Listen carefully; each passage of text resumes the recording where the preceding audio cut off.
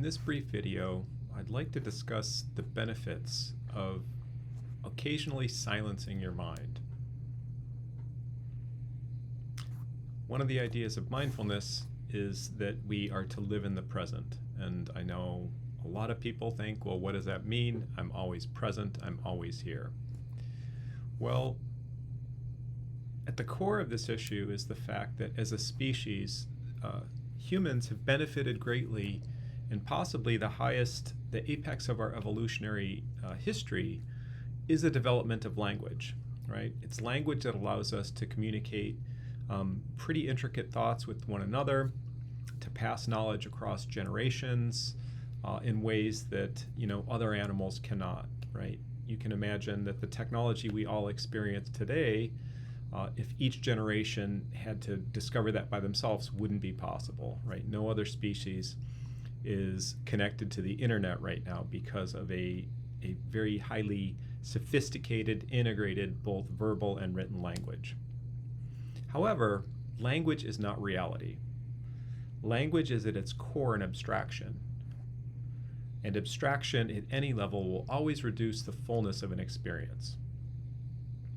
So thought and language are linear, and our direct sensory experience is not. So I like to think of this as saying, if you think of language, it's really a reduction of our experience, which might be terabytes of information, even from moment to moment, into what are really kilobytes of almost like text experience.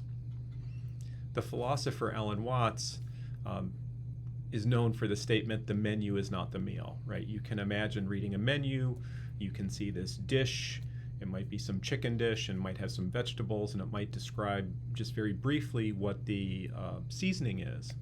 But when you actually get the meal, right, you're going to get the full totality of that experience. It's much richer than the language would suggest it to be, right? You'll get the full olfactory experience. You'll taste the bitter, the sweet, the savory.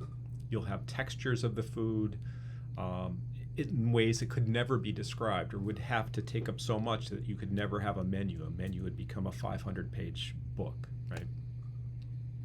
And this happens through all types of things. I also like to think of, as UCI students, we have beautiful Aldrich Park.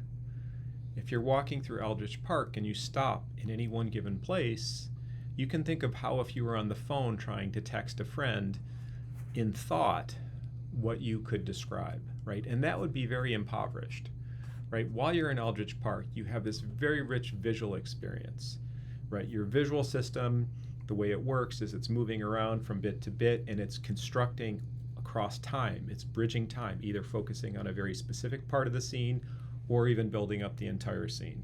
Again, imagine if you had to explain all of the trees you could see, all of the flowers, where there was a hill, where there was a path, where someone was coming on a bike. You also have the olfactory experience, right, which again will get very poorly translated into language. It's not the same.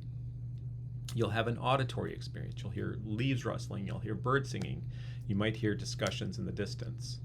You'll also have a very rich somatosensory experience. You'll feel the breeze that may be there. You might feel the sunlight on your face. You'll also have internal body experiences. You'll feel your feet connecting with the ground. You'll have this vestibular flow of sensory experience as you're moving through the environment. Again, the experience is infinitely richer than the thought of walking through Aldrich Park.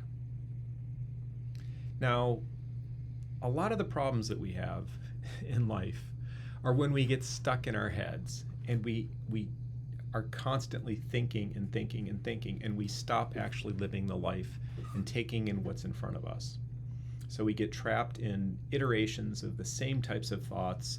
We ruminate on problems. We think about bad interactions we might have had earlier in the day, and we're basically sleepwalking through life. So to truly experience life, we have to occasionally silence the mind. That is, silence these rampant thoughts that just seem to bubble up from nowhere. And we need to experience life in its fullness from time to time. This can be accomplished via practices such as meditation, but in mindfulness, you can integrate this throughout the period of your day. You can basically begin to be present with what's in front of you. You can have richer experiences. You can actually taste your food better. You can not get so caught in your head with these ruminations, with these worrisome thoughts that drive anxiety and dissatisfaction. So that's what I just wanted to leave. We'll dig into this topic much, much more deeper when we talk about mindfulness and when we talk about cognitive approaches to managing our thoughts in ways that become more productive and less self-harming. So just something to think about.